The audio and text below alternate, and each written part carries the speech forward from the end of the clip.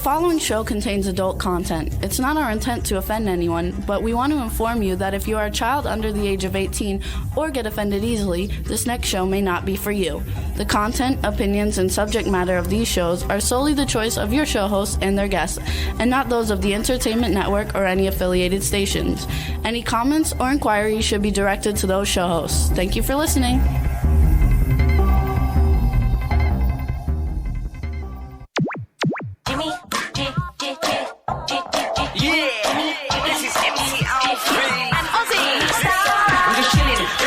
Sitting down and designing, where every man in a thinking, what are we gonna be wearing?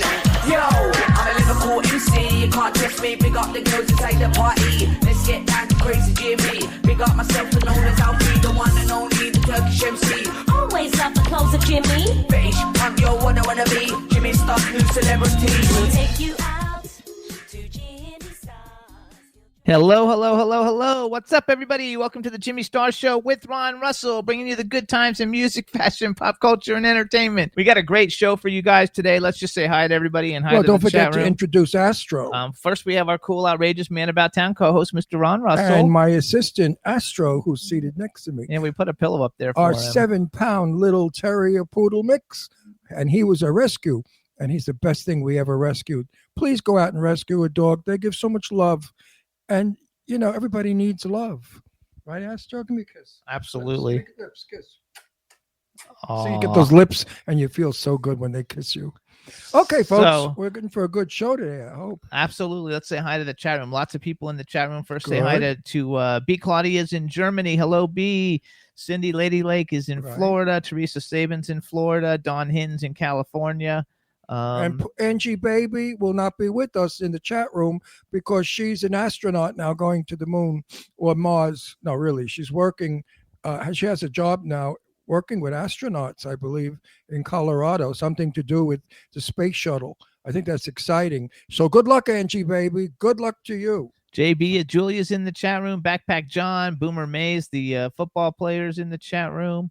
I don't know. It's going fast, but everybody's in there. They say they like our shirts. Don says no watch. No, he doesn't have a watch on. No, you know why? I moved. I really can't say what I'm saying because then I will give away where our safe is. And we have a safe here that nobody could ever find. Anyway, I didn't have time to get to the safe to get out my Mighty Mouse watch because that's what I was going to wear. Because this is a Shazam shirt, which is a Jimmy Star original. Jimmy made this for me years ago because we named our big dog Shazam, and I love Shazam. So Jimmy made this for me, and it's an olive green sort of wash T-shirt with the blue trim, and in the front of it is a big Shazam. Could you get any Shazamier than that? And then hanging from it almost looks like what a rabbi has. Excuse me. Strings hanging from it. The same color strings as I used to do that on everything. Yeah, so it's kind of like a little rabbi. My signature. And my shirt says Brooklyn Rumble. It's a tiger. Right. But mine is a Jimmy Star original. Unfortunately, folks, he's no longer producing them, so you cannot get them. But I believe there's a site that you could go on where Jimmy may have some stuff left. Is that true, Jim? No. Oh, it's all gone? You sold everything? Yeah. Every piece. What a shame, because he really had some wonderful stuff. Maybe we can talk him into manufacturing again one day. He needs backers. So if anybody's out there that wants to back a lot of money into him, you can. He does beautiful work. And he sells. And he sells expensively. That's the part I don't like. I like T-shirts for $4.99.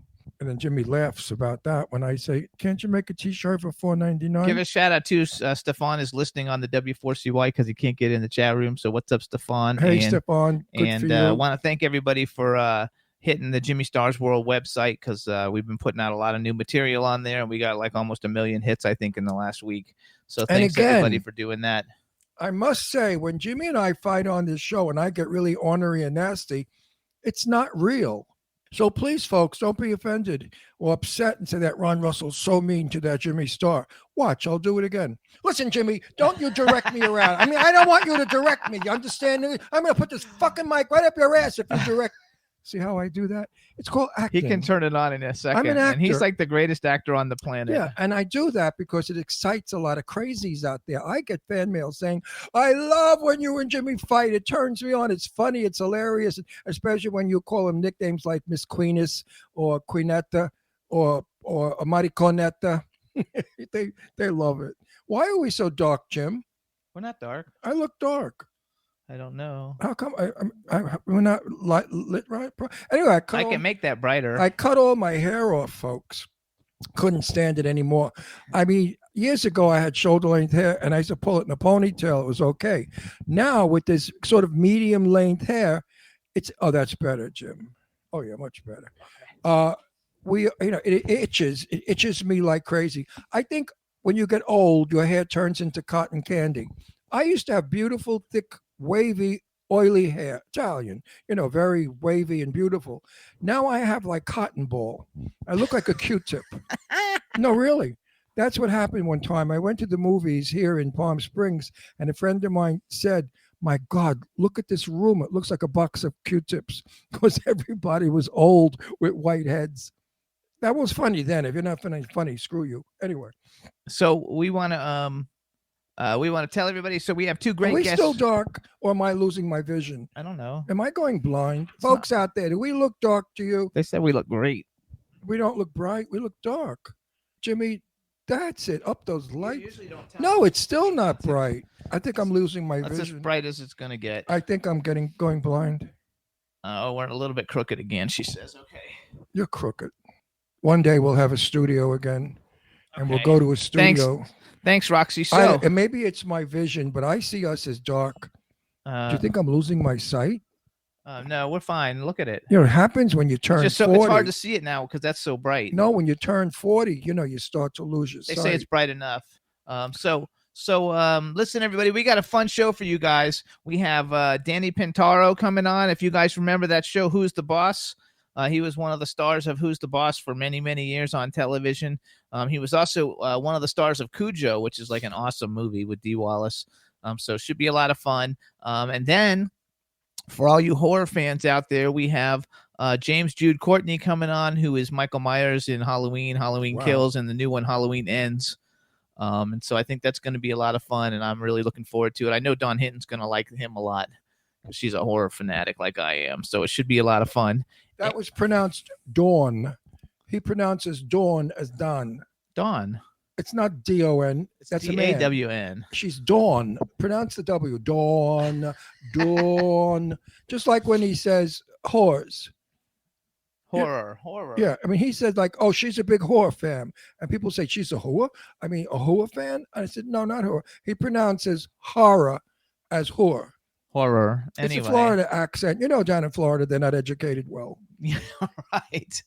So we also want to give a shout out to B. Claudia, you guys. Pretty soon we're going to be launching Jimmy Ronsters. That's our Twitter, and that's the fan club B instead. And she's actually made a website for us.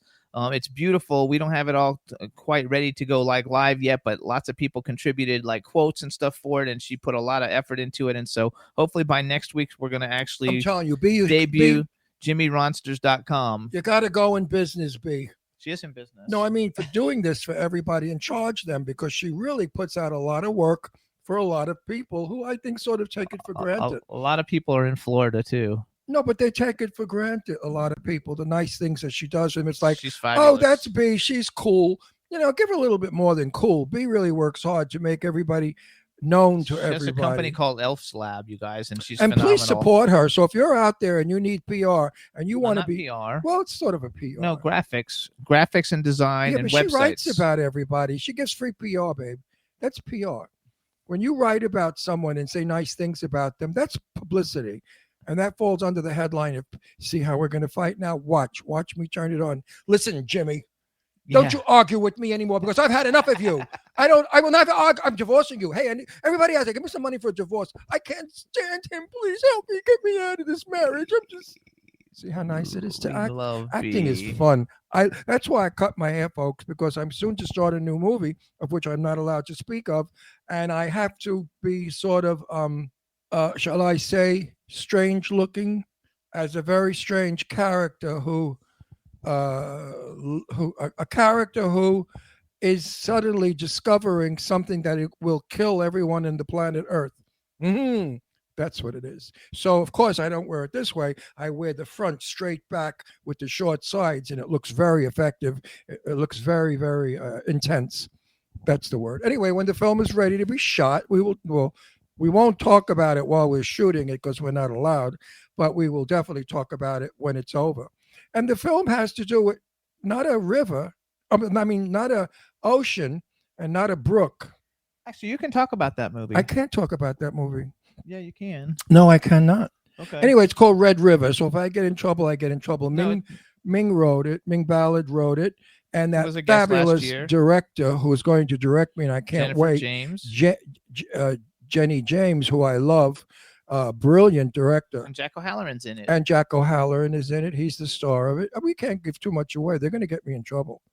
You know, Big Mouth. Now I'm really. They're all in there saying that I need a little trim for my haircut. He needs to be trimmed also. I need it too, you guys. But I'm going to keep it a he little needs bit two longer. things. He needs 2 things: 3 inches added and a trim. Yeah.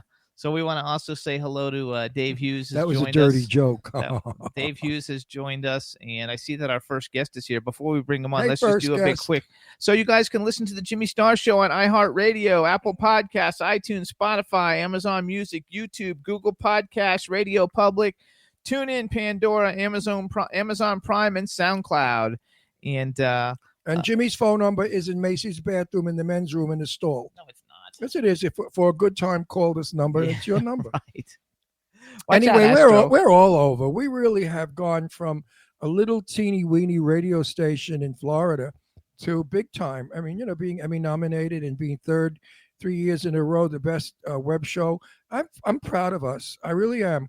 It took a lot of years. Actually, though, Dean Station, back when I started, it's not a little teeny. Well, to me, it was little. I came from Hollywood for major movies. Well, it's 13th anyway. yeah, So well, I came from out of the billions of stations, though, it's number 13. Yeah, I mean, It's pretty I big. came from working. I came from working with Sophia Loren. Thanks, and- Dave. Listen, I was working with Sophia Loren and Tab Hunter back then, so I came from big time movies. And then I went to this little radio station in Florida, which was a tiny little thing. And now we've built it into this 11 years later. But what I really want to make the point is he's never paid me. Since I started 11 years ago, he's never even given me a biscuit or a Three Musketeers bar, nothing. I work here free. It's called slavery. Yeah. And slaves were free, Jimmy. You're going to get us canceled in a minute. No, I'm not. So I asked him for a Tesla. I said, Jimmy, buy me a Tesla for Christmas. And you know what I got for Christmas? A steering wheel. That's right. And he said, the rest of the car is coming. One day. Now, didn't you want to get that steering wheel and toss it like a thing and hit him in the neck with it? Just I could have flung it across the room. Like, what do biscuit. they call those things you throw in the air? Dave Hughes says a biscuit. Laugh out loud. All right, let's bring Now, on what our do you first call those guest. things you throw in the air that the dogs Frisbee. get? Frisbee. I wanted to get the steering wheel like a frisbee and toss it and get him right in the neck and kill him. Anyway, We're bringing on our first guest. here he comes. Hey ho, hello Danny. Say something so we can see if we can hear you. Did you just call me a hoe? Yeah, that's that You Florida. said, hey ho. Yeah, no, he's got a Florida accent that sometimes is so thick you want to puke. Oh, that Don't was listen funny. to him. He's the Well, hoe, that's- not you. The appropriate way to start. Yes, it is. So Pintauro, is that how I correctly pronounce your last Yes. name? Yes, technically, if you want to be really accurate, you say Pintauro Tabares because I took my husband's last name and we share it. But for like stuff like this, it's still just Oh, so you're a Pintauro. maricon. Oh, yeah, thank you. Oh, you're one of those sissy men that gets married. How silly is that? Do you ever Yeah. have men getting married? That's ridiculous. That's twice in 2 minutes that you're going to get yourselves canceled. God. I know. No, but I'm Because married. we're married too. Yeah, but you Okay. know what? Which brings me to, could you lend me $3,000? I need to divorce this bastard. I mean, I really want to get a divorce. I'm broke as a bat. I can't afford the divorce. He abuses me. He puts matches under my fingernails and burns me. Oh my gosh, that sounds Yeah. awful. Well, no, it's not. Try it. So hold on. Let me I do love a you real already. Intro. Let me do because a you have real intro. Wait, you have a great sense of humor. I really do love you. You're going to be Okay. fun on our show. So hold I'm on, very everybody. excited. Now we're gonna bring on do my real intro. All right, everybody. Now we want to welcome to the Jimmy Star Show with Ron Russell, the fabulously talented Danny Pintauro. Hello and welcome to the show. Hello, hello. Before we get started, let me introduce you to everybody. This is my cool, outrageous man about town co-host, Mr. Ron Russell. Big mouth Ron. So Yes, when clearly. did you get married? We're going on 9 years. Wow, you were one of the No, first. sorry. ones. 8 years. So you were one of the first ones to hang yourself. Yes, in New. Wow. We actually were living in Las Vegas, but not legal there at the time. So we actually flew to California and did it there. Oh my gosh! So So now, we were wait, we were in Pennsylvania. He's not going to be interested. No, we were in Pennsylvania and it wasn't legal, and we So drove dull. to New York. Oh, look at your ugly little, cute little dog. Oh, Yeah. they're so That's This is Astro. Astro. That's Astro, our Oh, poodle, cute. our He's our rescue baby. poodle terrier. And Oh, he's lovely. 7 pounds. He weighs 7 pounds, and he's a lovebird. You have a dog, of course.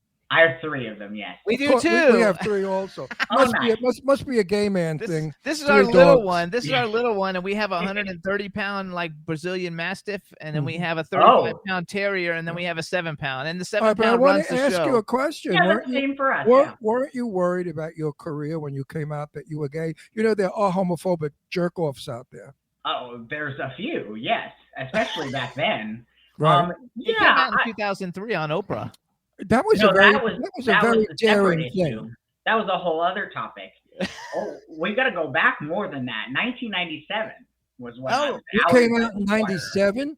Yes, not Oh, by so- not by choice. It was the Inquirer. They had heard that I was exploring my sexuality at Stanford and called and said, literally, look, we've got some scoop and we're going to write a story about it, whether you like it or not. Do you want to talk to us about it? Imagine.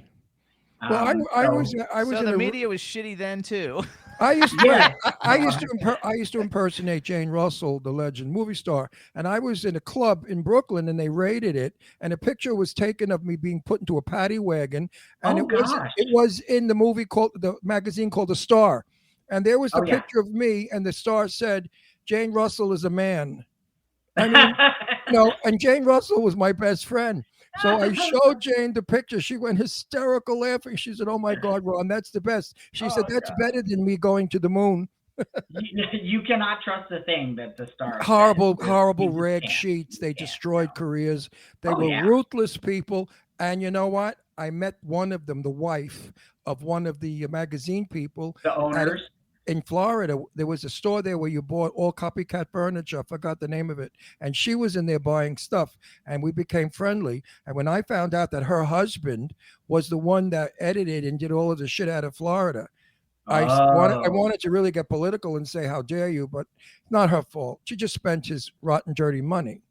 Yeah, and hopefully she spent a lot of it. So Yes. yeah. Well, yeah, she did. So now, where do you live now? You're in Texas, right? Yes, we are in Austin. Austin, beautiful there. We always say we don't live in Texas. We live in Austin. There is a very big difference. Yes, there is. The line is starting to get finer and finer with our governor. He's been a real pain in the ass. So. But you have one of the greatest music scenes like in yeah. the country in Austin. So we forgot to say too, we have a chat room filled with people. So please just say hi to everybody in the chat room. Chat room. Hi everyone. If you have any questions, I'm open. I'll answer anything you got. And they probably will. They'll start throwing stuff. Okay, good. You they'll are start one throwing stuff up character that there. I really appreciate. So you guys, first of all, in case you don't recognize Danny because he's all grown up now, Danny was one of the. Look, I have it right here. I'll show you. You keep talking and I'll show it. Yeah. Danny was one of the stars of the hit TV show Who's the Boss that starred Tony Danza, him, Judith Light, Catherine Hellman, and Alyssa Milano. And a great show. Everybody, I mean, I don't know anybody who's older than 25 or 30 who doesn't know the show. It was such a hit. And how old were you when you were on the show? I was 6 when it started and about 15 when it ended.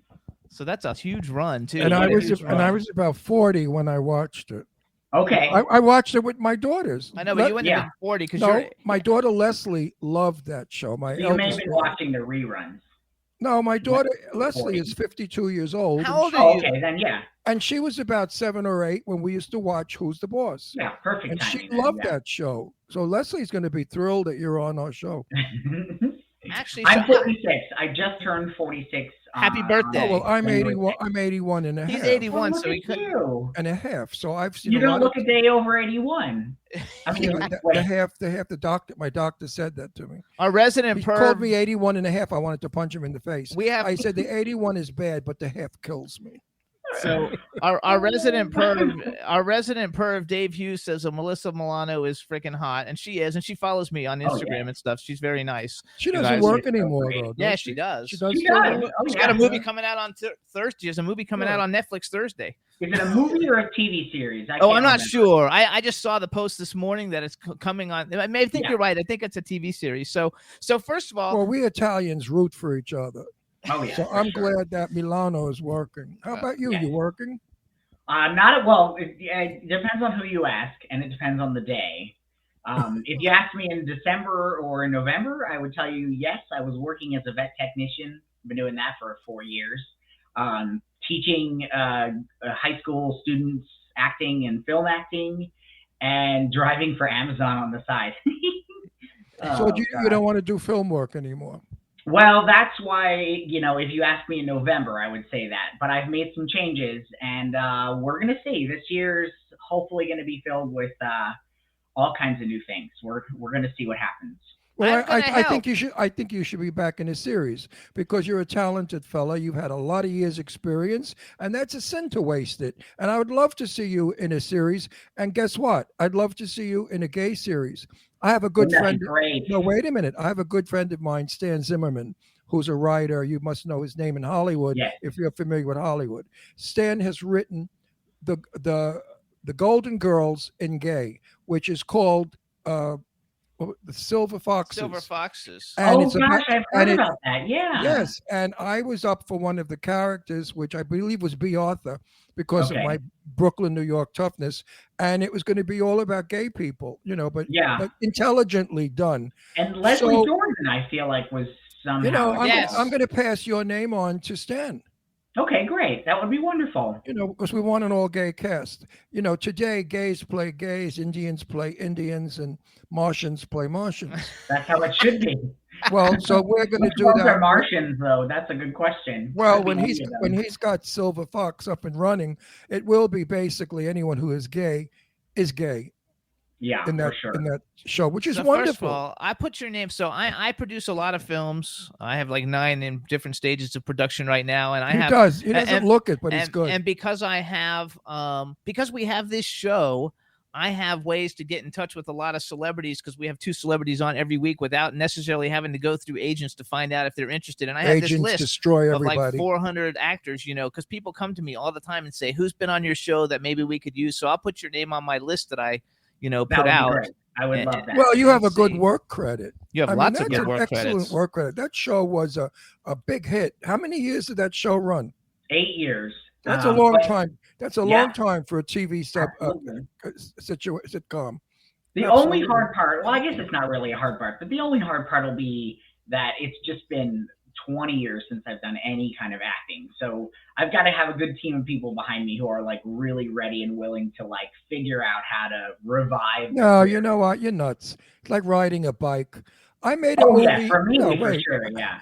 In 1959, remember there was a time. He wasn't born. No, but I'm saying there was a time on the planet when we had the year 1959. I was 19. I was in a movie with Sophia Loren and Tab Hunter, my first movie. Then I left the business because I had to eat and raise kids. Yeah. And I worked as a hairstylist. And then about 7 or 8 years ago, I went back to work in films. I did a lot of TV over the years, but I went to work in films. And I worried like you did. I said, oh, my God, here I am now, a man of 70 years old at that time. What are they going to do with me? I'm old. I'm not cute and young anymore. What are they going to do with this old bag? Yeah. I got news for you. I work now. I have 6 movies lined up. I just finished 4. Would you believe it? Never in my youth was I ever so popular or wanted. Amazing. As you get older, you get more in demand because the quality of you is better. So if you did go back to work, you would be so fabulous that when you look back at the old show, you'd say, I was crappy. Now I'm great because that's what you do. Yeah. Sure. and I believe you'd be sensational if you went back to work with a beat. I mean, come on, can you memorize lines still? Yes, of course. See, I'm not worried about that. That's like riding a bike. Of course. No, I can't remember lines. I'm dead. No? No, I go on. That's because you're 81 and a half. If you were 81, then you'd be able to memorize. No, but you know what I do? No, you know what I do? I have a plug we put in my ear. Robert Redford has it. De Niro has it. Johnny Depp does it. Even that female broad that everybody loves. They want to be in her movies. It doesn't matter. He knows. Anyway, So many. everybody in Meryl Streep? Hollywood that's over Meryl Streep, everyone in Hollywood that's over 55 probably has a plug. No. Age takes away memory, unfortunately. Yeah, But I for sure. remember your show was fun. What was it like working with the Ginzo? Who's the Ginzo? The Ginzo knives? I used to have a set of those. No, the star of the show. Tony Danza. Tony Danza's an Italian. I call him a Ginzo. I I'm know, allowed. I know. 'Cause I'm Italian. I'm allowed to say Ginzo. Are you Um, Italian or Spanish? Me, I'm a little bit of everything. The husband is Filipino and No, Spanish. you. The Pintauro, the Tabares is where, because you said Spanish, so Tabares. But the Pintauro is Italian, but I'm Polish, Irish, English, German, Hungarian. Yes, I think all of those. I'm a Wow. little bit everything. You're a custom blend. Yes, for sure. That is so true. my He's God. great. He's a typical Italian. You know, it's like if you're good to him and you're good to his family, he will take care of you for the rest of Absolutely. your life. That's And if good. you piss him off, you better run Better the other run. way. You know, I mean, that's just Italian. That's So, him. Well, too, yes. that's me. I say, if you're true blue, I'll do anything for you. Yeah. But if you cross me, run for the fucking hills. Oh yeah. You don't want to cross me because I You can be do not. I could be an ornery person. If you cross me to the point, like if you harm my children, if you go after Oh, my God. daughters in any way, you're dead. Yeah. No, there's no question about it. A phone call, you're dead. So hold on. You I know. want to go back. So first of all, how was working? How was it for you being on that show? Because that was basically your whole youth. Yeah, it was fine. I mean, look, I've been acting for all of my life before that. I was on As Good Old Turns for 4 years before Who's the Boss. I did Cujo and then Who's the Boss. So it was like old hand for me. But what we did was something that hadn't been done yet in the business, which was we were starting to see the sort of downfall of the child actors. So my parents had this really great idea, which was, look, unless you guys let him actually go to high school, we're not coming back to the show. And so we set it up where I went to a high school in Van Nuys, California. In the mornings, I did my 5 classes, and then I would drive to the set and rehearse in the afternoon. So when the show ended, the day after, I literally just went to school for the entire day instead of half of it, and nothing changed in my life. So Well, that I was want to good. ask you. That was really I want good. to ask you a question, and it's a very sensitive question. And if you don't want to answer it, I will respect that. okay. Were you ever sexually approached, molested as a kid actor, as so many were? There is rumors that I was molested by Michael Jackson and that the BMW that I owned as a kid was given to him by me. And in fact, the FBI or whoever was, looking into him actually came to our house to talk to my parents about it. I've never met him. So those rumors are not true. That just shows how fucked up the media can be. Well, Yeah. that's like, I knew Rock Hudson, Yeah. and I only wanted to be molested by him, but he never did. So it was very disappointing. I suggested it one time to him. I said, "Would you like to be a child molester?" Because I was much younger than he, and he laughed. But anyway, yeah, I would have liked to have been molested by Rock Hudson, wouldn't you? No, he's too young. Oh, Rock Hudson I'm was the too young, ultimate. too. Oh, he gorgeous. Yeah, but he guy. was gorgeous. Oh I no, do- beyond gorgeous. You got to see him in person. Oh, I bet, that and he was that just baritone. magnanimous for Oh, sure, that yeah. 6'4", the baritone voice, the beautiful Yeah. chuckle, the dimples, the eyes that All sparkle. of the above. So are you still Gorgeous. Are you still friendly with the people on the show? Because I noticed that Alyssa Milano likes all your stuff on Instagram. So Yeah. obviously you're still friendly with her. I get a little squeal every time she does. Yes, she's the one I'm the most in connection with. She's been super helpful this last year as I try to figure all this stuff out. And when they were talking about the reboot, I was in contact with her like the most out of anyone. If I need to get a hold of Tony or Judith, I can email them and they write me back. But that's about it. Like I'll write to Judith and say, God, that episode of Politician was amazing, and she'll write back and say thank you. But it's Alyssa and I who are actually like texting every now and then and saying hello. But look, we're going on 30 years here. Yeah. Yeah. We're not obligated to keep in touch. No, it's No, very it- nice that it's she does. sad. I noticed that Yeah. she likes a lot of your stuff because we follow each other on Listen, Instagram. So and- every time I see it, I'm like, oh my God, how cool. Yeah. Angelina Jolie, who I know as Angie Voigt, lived around the corner from us in Beverly Hills. And she and my daughter Deirdre went to school together. They hung out together. I made peanut butter and jelly sandwiches for her in my house when she was a kid. Guess what? I can't even contact her today. Yeah. It's sad. Oh, well. It's sad how the business separates us. So in the chat room, Cindy Lady Lake wants to know. She said Catherine Hellman was hilarious on the show. Was she funny in person? Oh God, she was hysterical in person. There was no difference between her on camera and off camera. Right. That was what I loved about her. It was pure. It was pure. You could see it was pure. Just pure energy. And she had these dachshunds that were always in her dressing room. She had at least 6 of them running around. So I always loved that. I loved her. I loved her in that movie where she got the facelift. What movie was that? Oh yes. Where they pulled the skin. It was hysterical. I forgot the name of that movie. Where she's getting a facelift and they're pulling her face back. Well, it was all rubber, of course. That was and like it one was of her hilarious. That was before the TV show she was on forever. What was that called? I don't remember. So wasn't she on Soap? Soap, yes, Soap. Thank you. Yes. Yeah. We actually met the ventriloquist guy at a party from the guy who was the ventriloquist guy last year at a party here in Palm Springs. Yeah, but she's passed away now. Yes.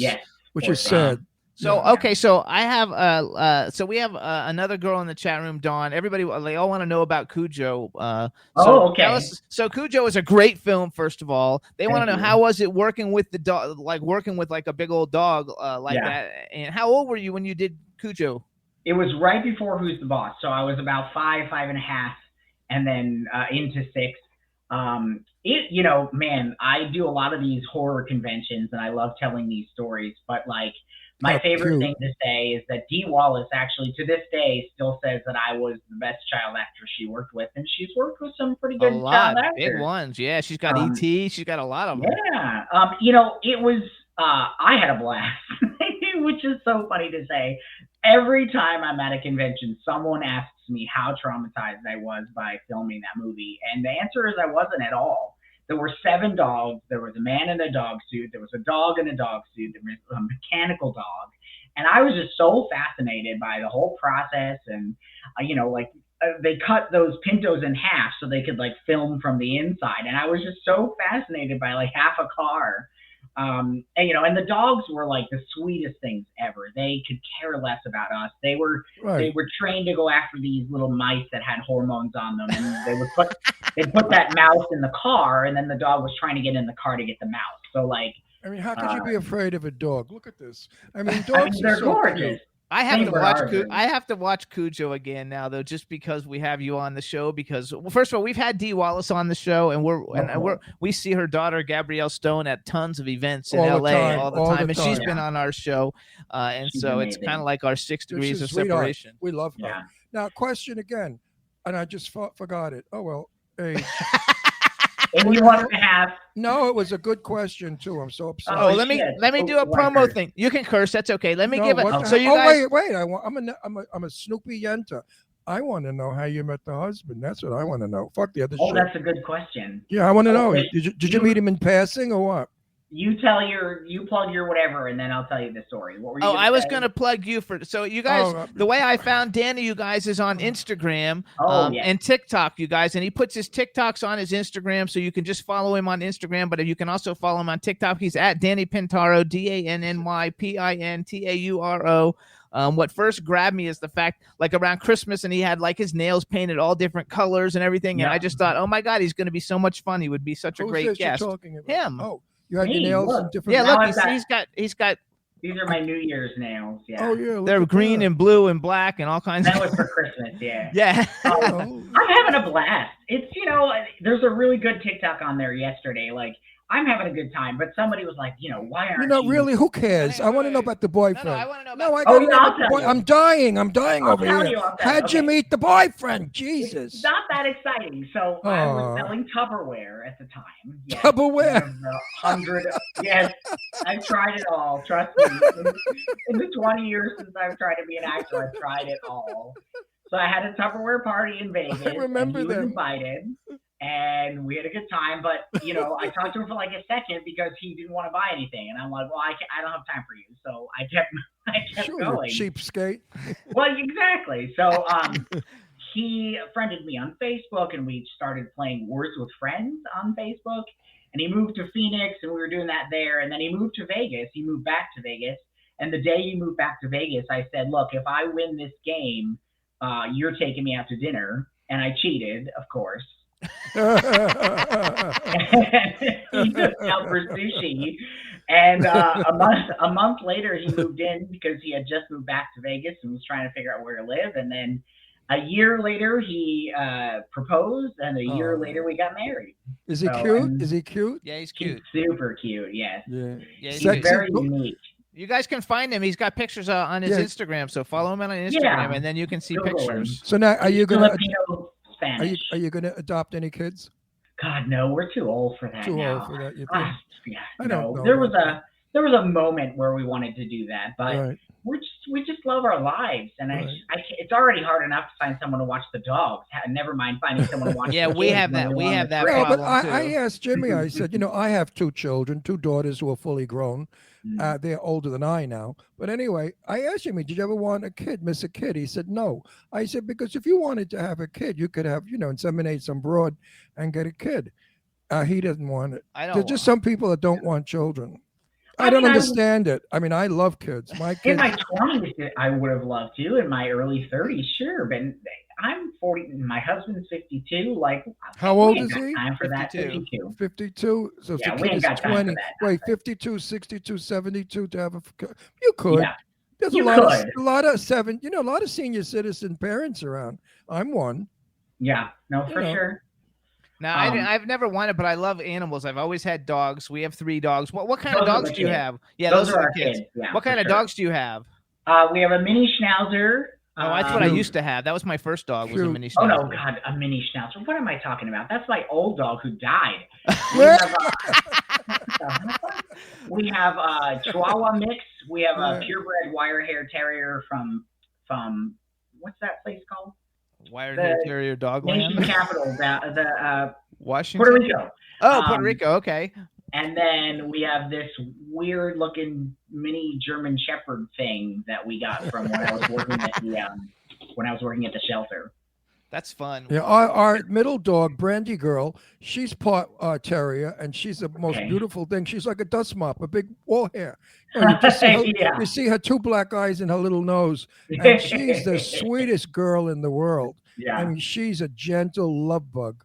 We get the gift. Wait, hang on. Weird one. Everyone out there, please listen to me. Rescue. There are so many beautiful dogs in shelters that need love and homes. Trust Ron. I don't bullshit or lie to you. Get a dog. You will not be lonely. You will be safe. You will be protected. You'll feel wonderful. You so much. And they will love you. They will never betray you. They'll never turn on you like some fucking people in our business. But I mean, please rescue a dog, please. So that's what I did for the last 4 years. I worked for a local animal shelter. Good for you. You got a good heart. That's why you got a good husband. If good people meet good people. Bad people meet bad people. Is your husband? Does he have any? Yeah. What does he do for a living? He's got money. He's a banker. Oh, the cheap son of a bitch! And he wouldn't buy a Tupperware from you. Well, he's like, I'm moving to Phoenix. I don't know if I have somewhere to put it. Back then he was not a banker. Back then he was a struggling. So where did he take you for dinner? I went to this little sushi place by my house that I love. Big spender. Is it? Yeah, he doesn't eat sushi. Guess where Jimmy took sushi can be expensive. Guess where Jimmy took me for my 80th birthday. We live in Palm tell us. Wait, we live in Palm Springs. And I thought we were going to go to one of the best restaurants, a French restaurant here that I love in the door. And we pass it by in the car. I'm videoing it. I said, Jimmy, where are we going? He took me to Denny's because on your birthday, you get free bacon and eggs. No. Am I lying? No, he's not lying. I did take him to Denny's. Oh, God. My 80th birthday, Denny's for a free breakfast. I think that French restaurant you're talking about is where the husband proposed.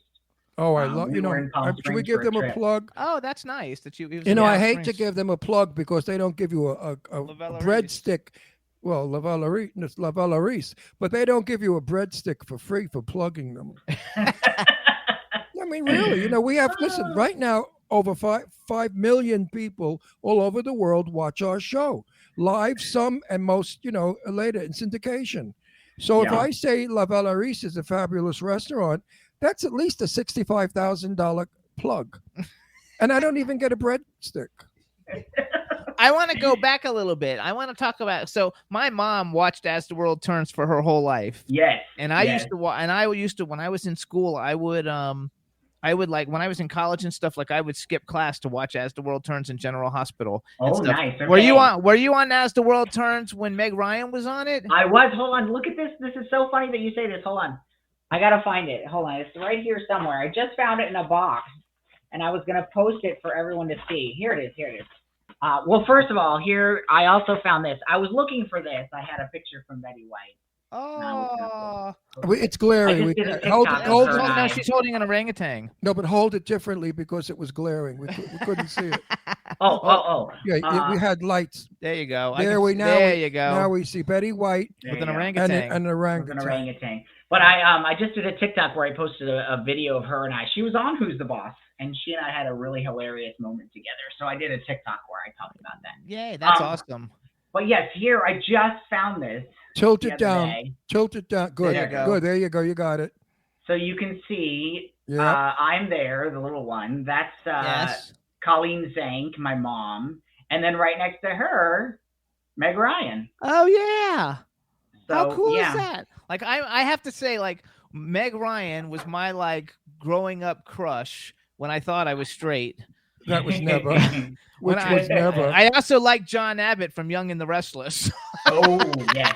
John Abbott's a good one. Yes, but I think so. How was that? Because it was a lot different being on a soap opera than being on a. Because you shoot a lot quicker than a TV pilot, or no? Yes. Oh God, yeah, and Are it's you like kidding? a moment's notice when you get called in for the soap opera, and it was really rough, honestly, because we lived in New Jersey, so when I got called the night before, we'd have to drive that almost hour trip into Sure. Manhattan, and it was like 4 o'clock in the morning, and I'm sleeping in the back trying to learn lines, so that was actually pretty rough, but. Man, like there's nothing like a soap opera to really get your acting chops together. Well, I spent more time crying on that damn soap opera. It's true. No, Sean Kanan is a dear good friend of ours, a close friend. And he has complained and said they throw 40 pages at you the Oh, day. yeah. And Oh, they yeah, expect you to absolutely. memorize it in 20 minutes. I mean, Mhm. they really are heartless when they do these soap operas. Everyone out there, you have no idea how these actors work hard to remember. I mean, if it was me, I'd stand there and I'd ad-lib the whole fucking show. Because 40 pages to me is everything I've ever learned in my life. Yeah, but Could it's could you do 40 pages? not in a day. God no. But man, there's nothing better than training to be a great actor on a No, soap it's opera, exhausting. right? I hate learning lines. Yeah. I hate it. Like Johnny Depp doesn't do it. Every movie you see Johnny Depp in, he has a plug. He will not learn Yeah. lines. He finds it to be a bore. And I agree with Johnny. It's a bore, especially when the lines are not good.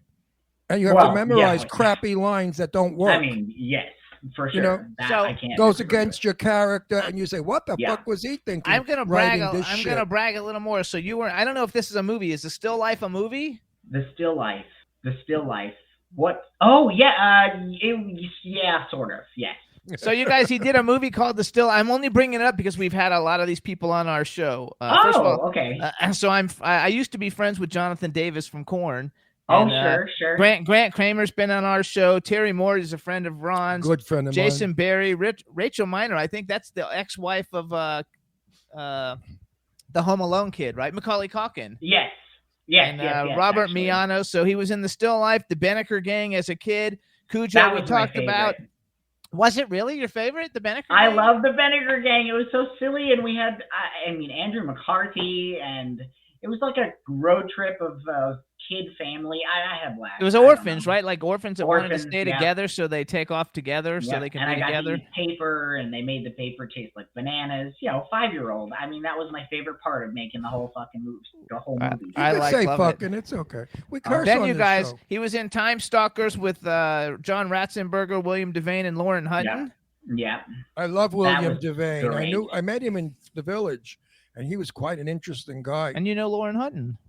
Of course, I know Lauren Hutton. Oh, you did. I Then did. you did a TV show. Is this like a reality show, The Quarantine Bunch? Because we've had most of those people on our show too. Oh yeah. No, we did this last right when COVID started. They had this brilliant idea that there's a child celebrity help group where they meet once a week to talk about being child celebrities. And COVID happened, so we have to take it online. So it turned into like a Zoom self-help group, and it was just us chatting about life and COVID, and it was scripted and it was hysterical, but it was also a little bit ad-libbed. We had a blast. It's online and it's really, really, really funny. You guys, the Now, wait a quarantine minute, bunch. hang Hang on, on. hang on, I wait, want to hang- tell I- everybody no, who's in it. I got to ask you a question. What? Lauren Hutton passed away? Oh, I was thinking Lauren Bacall. Oh, yeah. Oh, yeah, you're right. Lauren Hutton. Okay. I knew Lauren Bacall. We name drop on this show because people love it. So Why name not? drop, name drop all you can. It's people want to know what goes on in Hollywood. So you guys, the quarantine bunch is Keith Coogan, who was on our show, Scotty Schwartz, who was on our show, Jeremy Miller, who we just recently met, Dean McDermott, Judy Norton, Ted Lang from Love Boat. Melissa Disney is the only one I didn't know. I didn't know who that was. She is the wife of the creator of the program. And Oh, she's that's an actual why. Disney. Yeah, she's an actual Disney. Oh, well, she's got no money problems.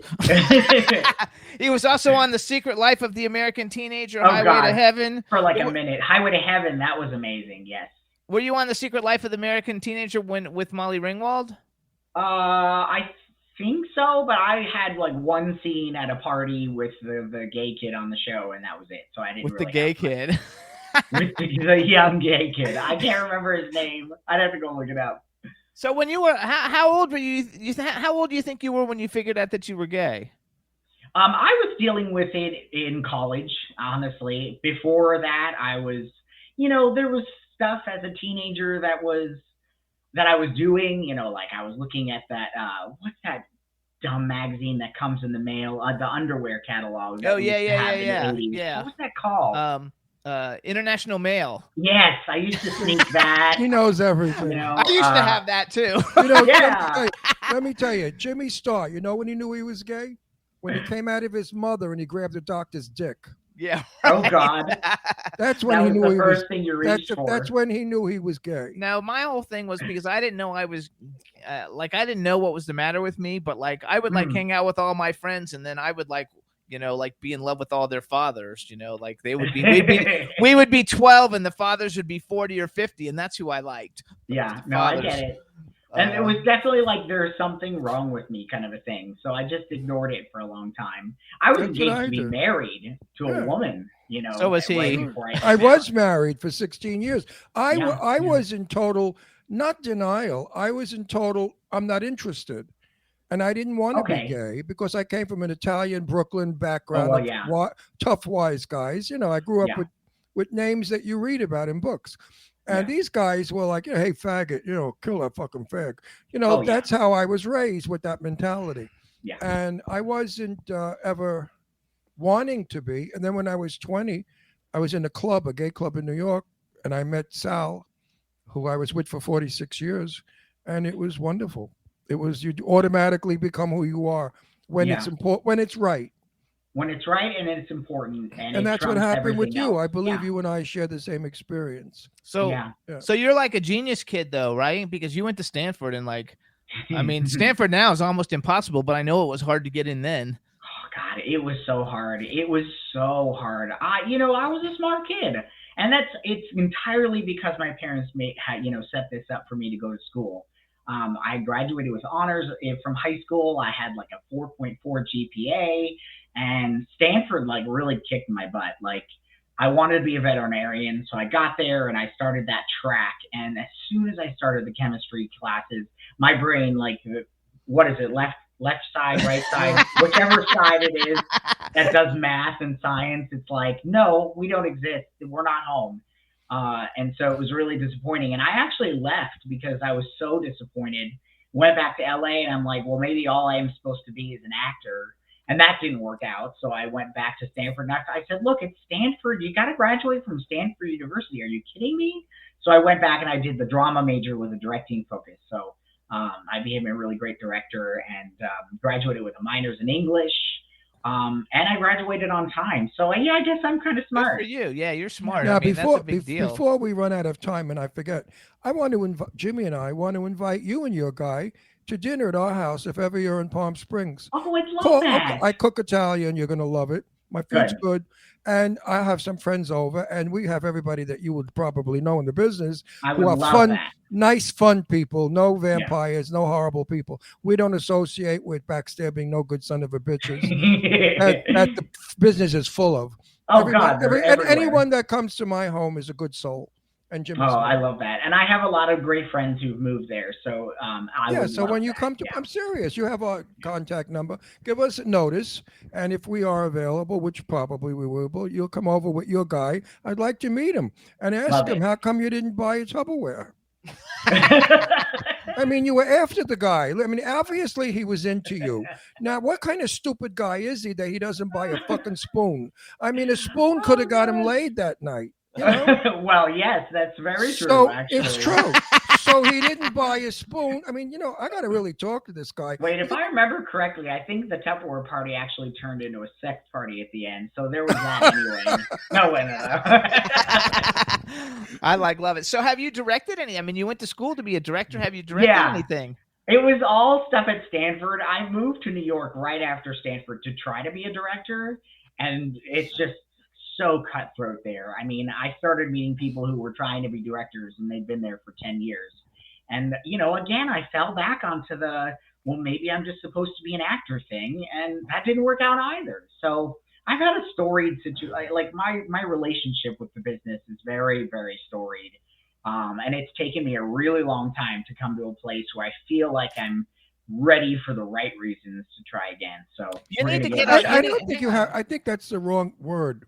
To try again. I don't think you should ever use that word. To be again. To be again. You're right. I love that. Try. Try is insecure. To be is confident.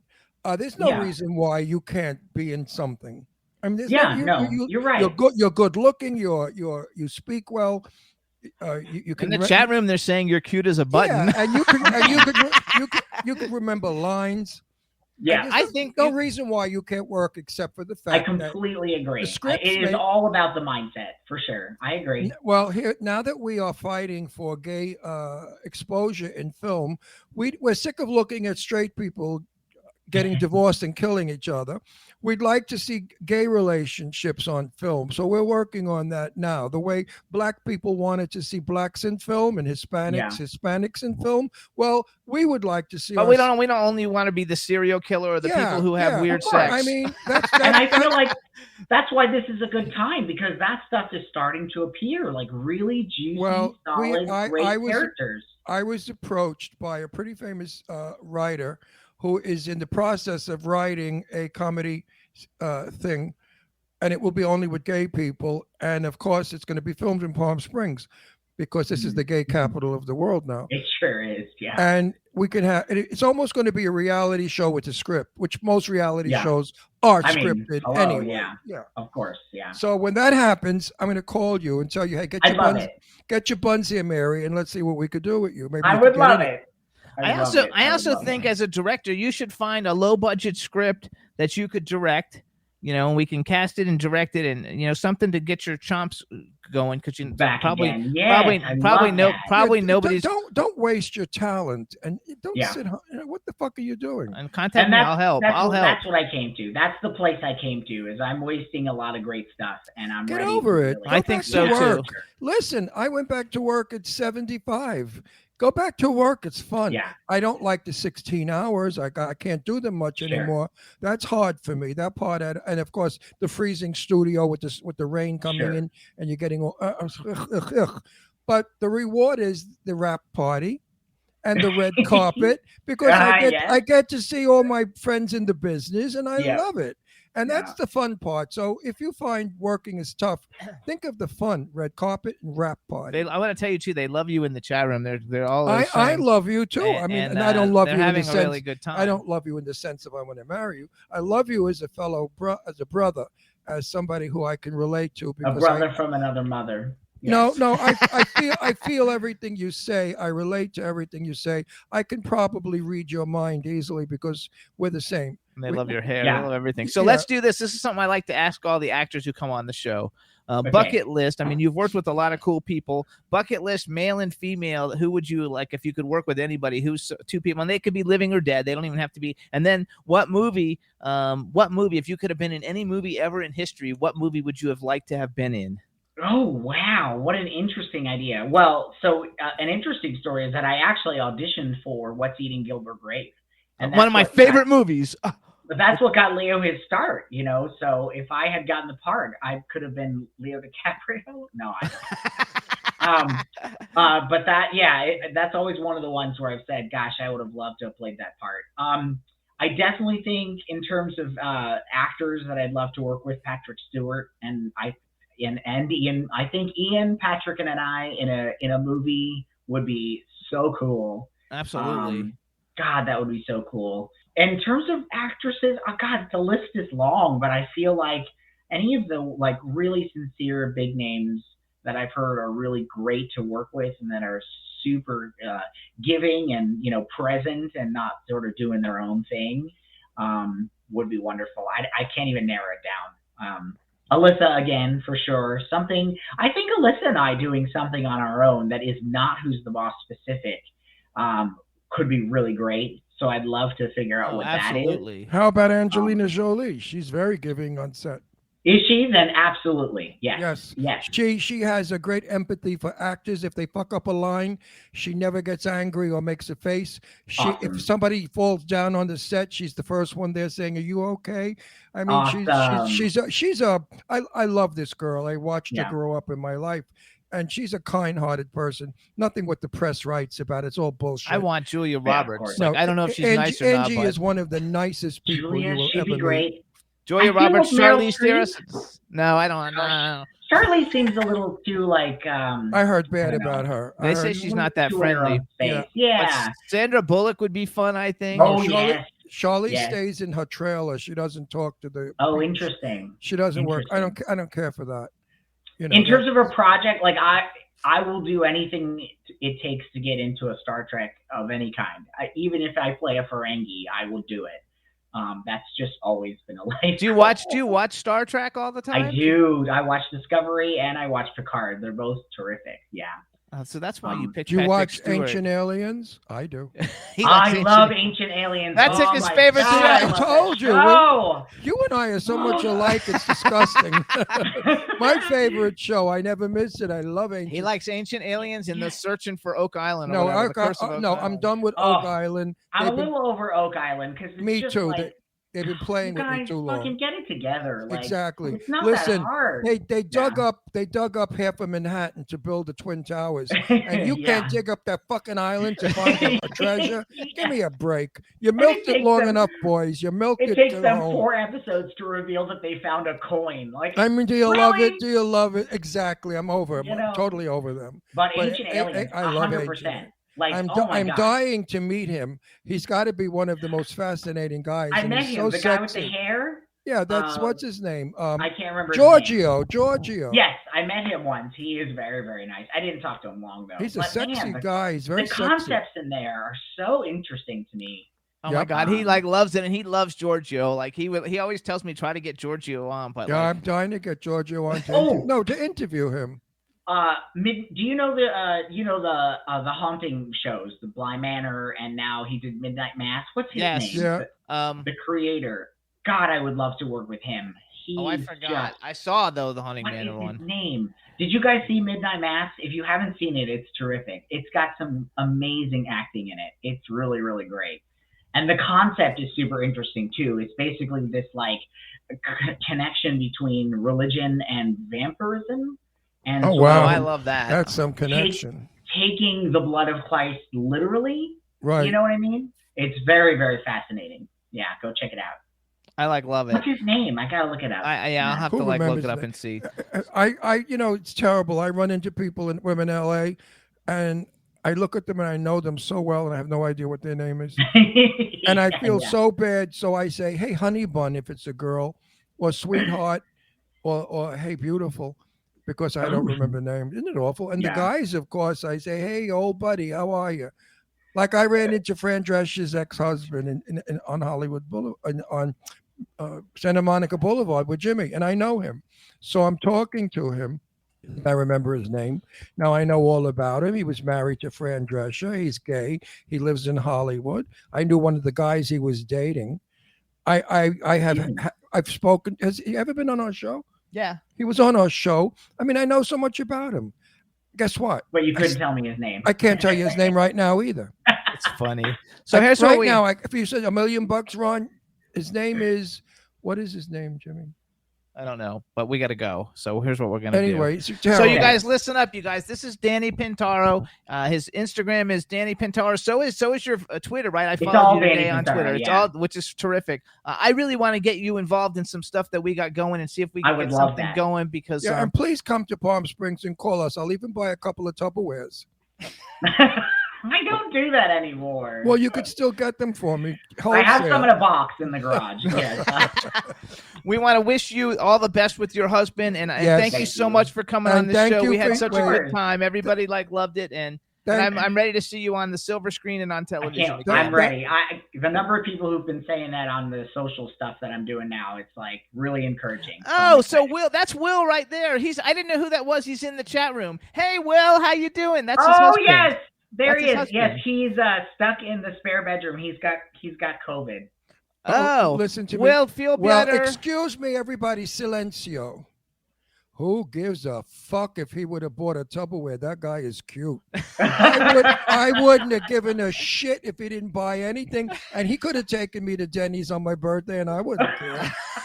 Oh, honey bun, what have you got? Magic? That's so you much really got funny. a good one. He's a hottie. Well, I hope you feel better. Will, feel better.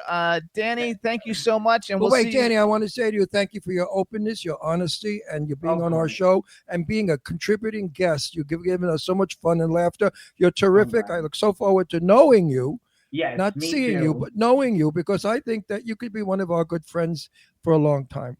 I would love it. Please come back into business. I think we need you. I know we need you. I know we need you. I appreciate that more than you know. Thank you so much, Danny. And I'll see you on Instagram. We'll see you there. And this new year should only bring you all your dreams. Thank you for both of you as well. Thank you so much. Good year. I can feel and it. Listen, throw a net over that husband. Don't let him loose. I mean, don't take him to parties or anything. Don't let anybody meet him. Maybe take him to the party and watch. No. Put a chain around his neck. There you go. Well, that's a whole other story. That's a different that's for a different day. All right, Danny. Thank you so much. Thank you for leaving us with a laugh. We left with a laugh. Bye. Thank you, baby. Care. Stay safe. Stay healthy. Stay happy. Hey, you guys. Working on it. Right. Bye now. That was a great guest. What guest, a nice you guys. guest. I loved him. He was great. Not because he's gay, but because he was wonderful. So, you guys, we're going to play a quick music video. And as soon as we come back, we're going to bring on James Jude Courtney. Roxy, let's do Kulik, Waiting for You. You guys, this is April Rose, Gabrielle's other half. And we saw him perform live in New York. He's phenomenal. This is one of his singles called Waiting for You. It's Kulik. Enjoy, everybody. And we'll be back with James Jude Courtney. You can't tell me once, tell me twice, I won't hear you the first time. I'm a little stuck in my mind. Tell me what you want, cause if you wait for me, we'll just never decide. I'm a little stuck in my life. I don't wanna do this on my own. I always feel heavy waking up in the morning. I only feel light when I think about you. Cause all my whole life I've been waiting for you. All this time I need it. Cause all this time goes by so quick when you're mine. Say that you'll stay my whole life.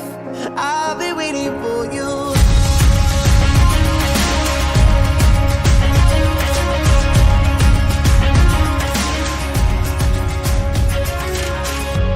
I think I met you once, but it was years ago. For a moment in a past life, I get a little lost in those eyes.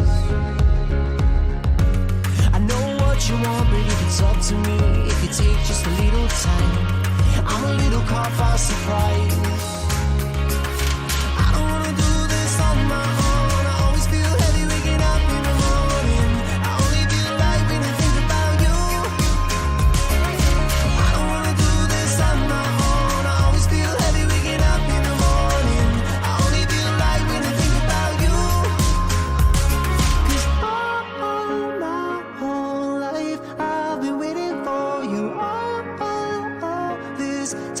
need a minute. 'Cause all this time goes by so quick when you're mine. Say that you'll stay my life. I've been waiting for you. I've been waiting for you. I've been waiting for you. I've been waiting for you. I've been waiting for you. I don't wanna wait, no, I don't wanna wait. I don't wanna wait, no, I don't wanna wait. I don't wanna wait, no, I don't wanna wait. I don't wanna wait.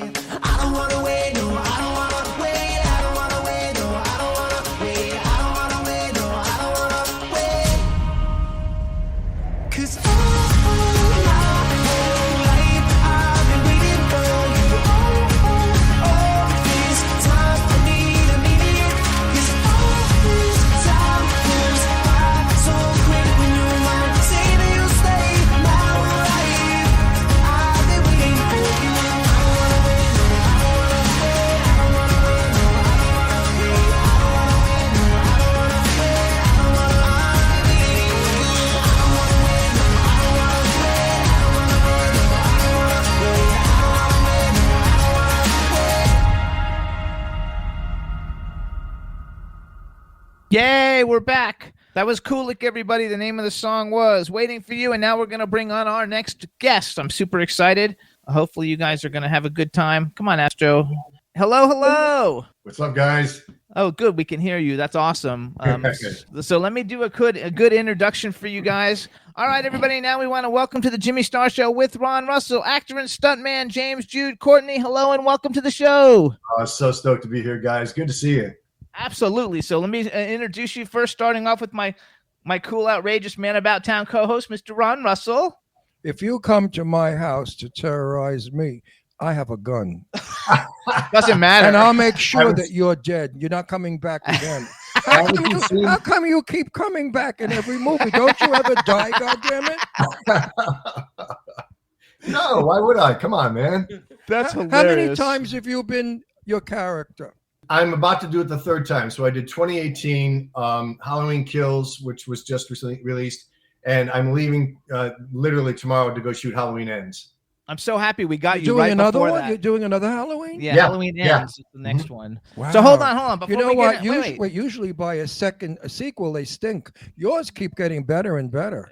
No, Thank I've you. never heard of Halloween. What do you got? 5 of them now? No, 3. No, how many have you got? Oh, total? Total, all of them. Without no, you. you're getting the number 11, maybe? I think there's 11. Yeah. Whoever heard of 11 series making money? Hold on. Before we go, we have a chat room full of people. So please say hi to everybody in the chat room. What's up, guys? And then we have a big, huge horror fan. She's been like sending me all kinds of messages. Her name is Dawn. She lives in I forgot where she lives. Anywhere, wherever. Just say hi to Dawn. She'll like love it. There you go. So that's Astro, our little boy. Welcome to the show. Welcome to the show. Yeah, this is Astro. He's one of our 3 little dogs. Say hello to one of the most evil men on screen. He's wicked. He's terrible. So you guys listen up. Man. You can follow James on Instagram. He's at James Jude Courtney, just spelled just the way it is on the actual screen, so you can do it. Before we start talking about Halloween, I want to talk a little bit about your career, because I didn't really realize you've had a huge career. I mean, you were in Far and Away with Nicole Kidman and Tom Cruise, and that was a long ass time ago. So you've been actually doing this for like a long time. Did you start out in stunts, or how did you get started in the whole business in the first place? No, I started as an actor. My naive mind after college was I would roll out to Hollywood. Within 4 years, I'd be a massive star, and I'd be telling the studios what to do. Oh, you went to the same fortune teller that I did. Well, no, but it was Ron Ray, who was one of the old school actors from back in the 50s and 60s. He was a lecturer and a coach at the Royal Academy of Dramatic Art. I did a play with him, Requiem for a Heavyweight, right before it went to I know that one film. night. Yeah, it's a good film. No, it's a play. He got me an audition for What the was the Adventures of film? Conan. Requiem for a Heavyweight was the film. Oh, was that a film or Yeah. a play? Well, it was a play. No, it was a live play. It was never a film. But it was written for television. Rod Serling wrote it for television. Yeah, But I've we seen did- that in film. Yeah, I think you're right. Yeah, It wasn't. I know it by film. I don't remember who was in it, but it was one of those wonderful method actors who was in it. I forgot which one. I'll say, go ahead. I'm sorry, we interrupted. Oh anyway. no, that's all right. Yeah, so he's the one who got me the audition for The Adventures of Conan, which was a live show at Universal Studios tour, and I just intended to act, but I've been doing martial arts in 7th grade. I'm an athlete, so doing weapons and high falls and all that kind of stuff just kind of came natural. And that's what, and having those skills, those physical skills, has really helped me being able to do both. How tall are you? 6'3". Yeah, so you're already a big ass dude. And they put those big shoes on him to make him even right. You have platform shoes, don't you? No. Oh, you're not wearing platform because you No, look. they try short people. No, you know what they do when the camera shoots you, the camera's low. It shoots up to Well, make that's you what look, gets my cheekbones. it makes you look taller and far more scarier when you keep walking. Yeah, you're scary. Now listen, what's it like working with Jamie Lee? Fellas, she is a poster child for an empowered woman. She is one of the most beautiful human beings I've ever known. She's so smart and so talented and so dedicated. Her self-deprecating humor does not suffer fools gladly. I hope you guys get to meet her at some point. She's amazing. Well, I was best friends with her father for many, many years. Oh, wow. Oh, Tony and I were good friends. And sad how his relationship with her never happened. It was sad because Tony was a good guy. He was just a little nuts. But other than Ron had a TV show for many years Yeah. called Set the Record Straight. First of all, Ron's older than he looks. Yeah, I'm 81. He's and a 81. half. Oh, So- man, you don't look a day over 90. Yeah, that's what I thought this morning when I woke up. So he was right. best friends with Jane Russell, and he Yeah. had Jane Russell and Tab Hunter, and all the he was friends with All the like old Betty bags, Davis, all the yeah. old people. Well, Wow. I'm old Hollywood. And That's awesome, Tony man. was like one of my daughter Leslie loved him. He was one of our favorite friends. Tony was funny and honest and open. I guess Jamie got a lot of that from him. Clearly. Yeah. I as I understand it, and she said that she's got a lot of both of her parents in her. She's talked openly about wishing she had a different childhood, but who doesn't?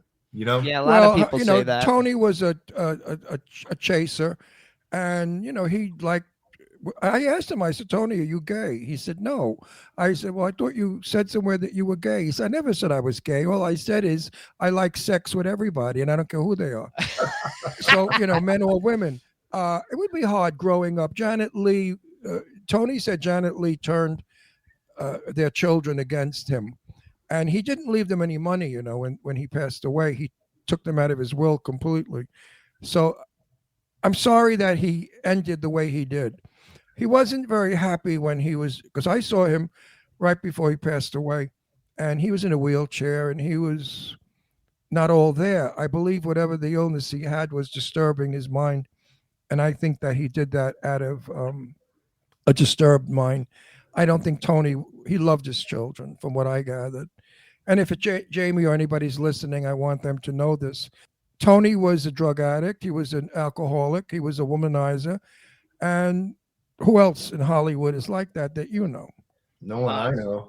Well, everybody I know, everyone I know is one of those things.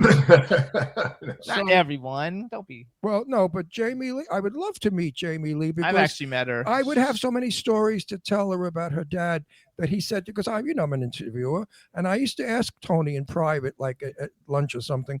I'd say, "What's really going on, like you and Jamie or the other kids?" And he would tell me very openly and honestly, but he always concluded with, "Ron, I love my kids. I screwed up."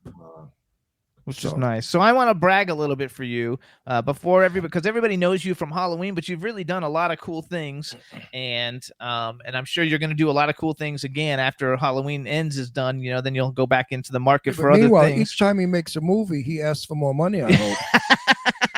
He's not gonna I hope tell you you. negotiate a better contract each time. So you guys Don't let them get you for the first salary. That's bullshit. So you guys, he's had TV guest appearances on Buffy the Vampire Slayer, Babylon 5, Unsolved Mysteries, Knots Landing. I used to love Knots Landing. We've had several of the people from the show on our show. He was in Far and Away with Tom Cruise and Nicole Kidman, Philadelphia Experiment 2, The Hit List with we have Yancey Butler coming on, Jeff Fahey and James Coburn, When a Man Loves a Woman, Andy Garcia, Meg Ryan, and Ellen Bernstein, Soccer Dog, the movie, which that seems way out of character for a killer on Michael Myers, but he's an actor. But he's an actor. It's called acting, Jim. Jim, it's called acting. So there have been many shapes and many Michael Myers. How did it come to be that you became the new Michael Myers? Well, when the stunt coordinator Ron Hutchinson, who did the 2 Rob Zombie films, read the script, he called Malika Cobb, the owner of the franchise, and David Gordon Green, the director, and said that the script was much different. That they needed somebody who had really deep acting chops, who was also a really good stuntman. And David Gordon Green said, well, okay, he needs to be 6'3", 200, and he's got to be in his 60s. And do you know anybody? And basically, Ron thought, and my friends Chris Nielsen and Jennifer Nielsen reminded him of me, and he said, yeah, I know one guy, Jimmy Courtney. And that's how it happened. Now, what did they do to you to make you look different? They have to work really, really hard. The prosthetics that Chris Nelson. I mean, I'm gonna make You're an ugly son of a bitch. Right? When you're on film, you're really scare the shit out of anybody. I mean, you really are ugly, scary, and hideous. I mean, you could have a nightmare over you so easy, but that's what works. That's why your work is so brilliant. I have to tell you, I collect action figures. Like, I have a huge collection of action figures, and I have a Funko Pop of you that's actually signed by you, but nice. It was given to me as a gift. Hopefully it's real. And but I have literally thousands of them, and so I've been online all over the place looking, because there's a lot of people making custom custom action figures of you with the face, without the mask. Right. So I've been negotiating with all of them, but all of them just make the heads, and I was like, I don't know how to put the body on it. You know what? Your character, I would put up there with Bela Lugosi and Boris Karloff. I would put your character up. Actually, it's far more frightening than Frankenstein or Dracula. You are a really horrible looking son of a bitch. I got to tell you. It's wonderful. I would love to play I would love to be what you do, to scare the set to death. Oh man, it's got to be weird to see you like at lunch or off set if you're in character. I mean, that's got to be I mean, I would look and say, get him away from me. Ugh. Well, when my girlfriend, who is now my fiance, was when congratulations. Thank you very much. She had just come over from England, and we were shooting Halloween Kills, and she'd only seen everything I was doing from Video Village, so she was at a distance. But we were shooting the end of Halloween Kills, and I had the mask off. I wasn't in character. Oh, so we saw the ugly face. They had to shoot really, really fast. So Chris Nelson came over to apply the mask, because I can't do it myself. And when the mask goes on, it's not me anymore. I change. I become the shape. And Sarah said it was bone chilling, like the difference in me. And she, obviously we know each other intimately, but she said it was bone chilling, the shift that happened in me when that mask went on. So it's a spiritual experience. It's a deep place. Well, a prop like that, yes, it does make an actor become. It's hard to do it clean faced, where you have to use your expressions, your eyes and your own face to express what you want to say.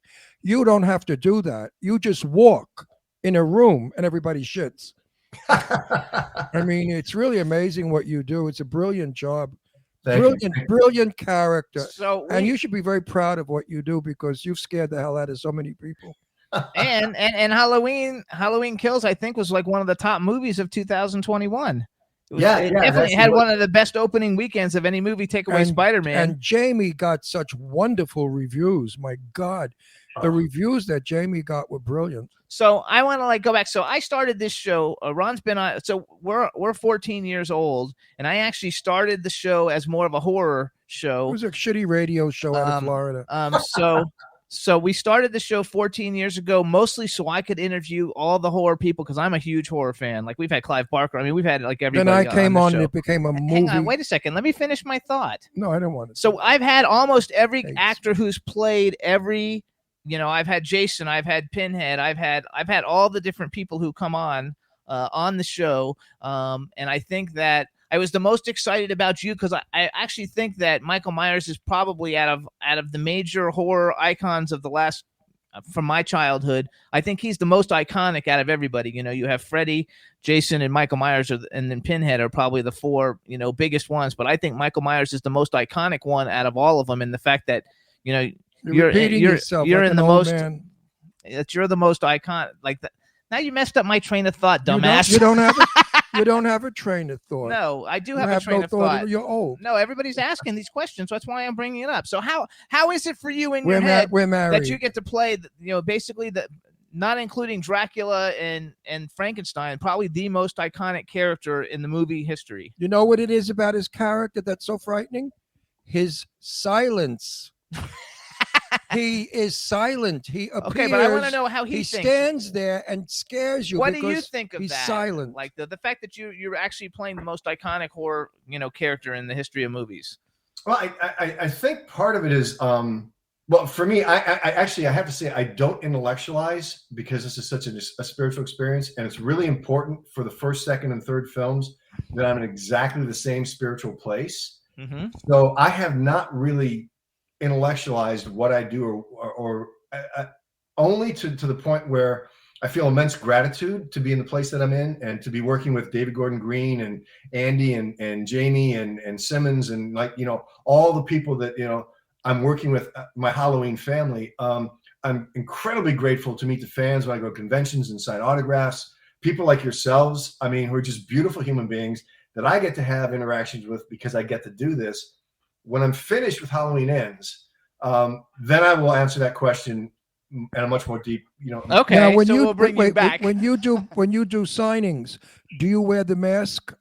No, when I'm done working, I No, when you go to the signings where you get like $50 a picture or whatever it is you get, and you sign those things, are you masked or do you have? No.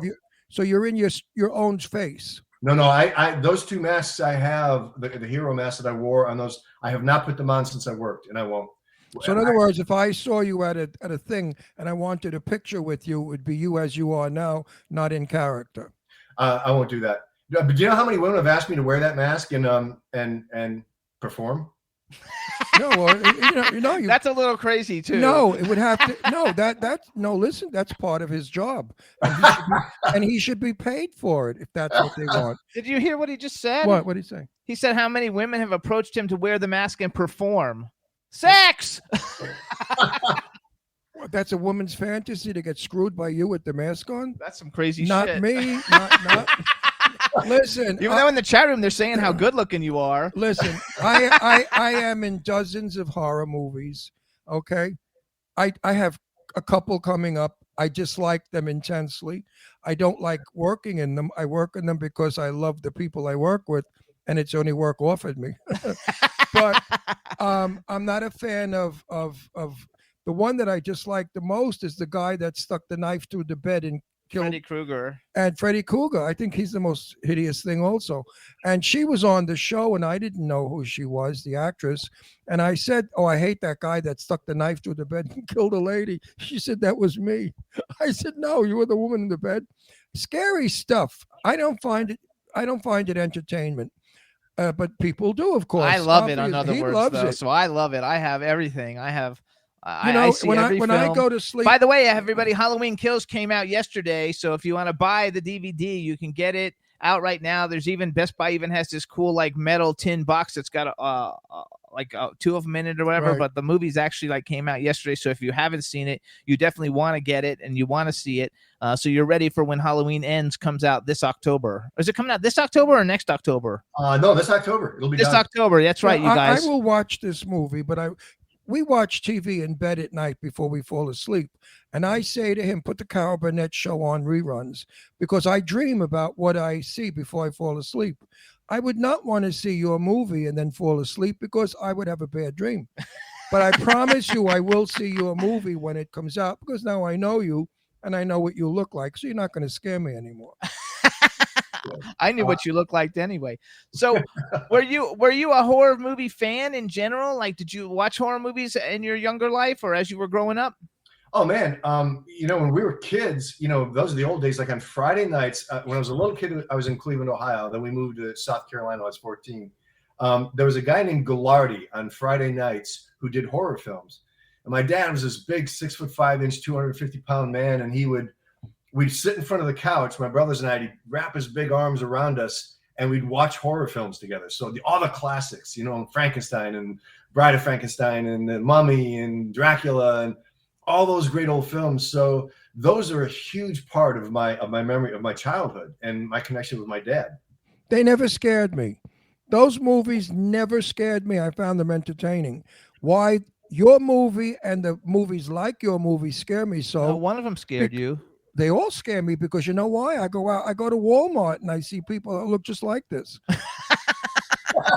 No, he gets scared too because what's the movie that you and Sal used to get scared of? Night of the Living Dead. The original Night of the Living Dead. Night of the Living Dead. When we saw it in the theater back in 1960, whatever, no one had ever produced such a film in the world. It was unheard of to see people eating bloody, fleshy arms and legs. It was never seen. So therefore, we had no idea what to see, what we expected. When I went home, I had to sleep with lights on. It was terrifying. That film was nauseating. You know, that these dead bodies were eating the guy on the barbecue on the truck. He barbecued his arm. I mean, you know, and that film was $63,000 to make.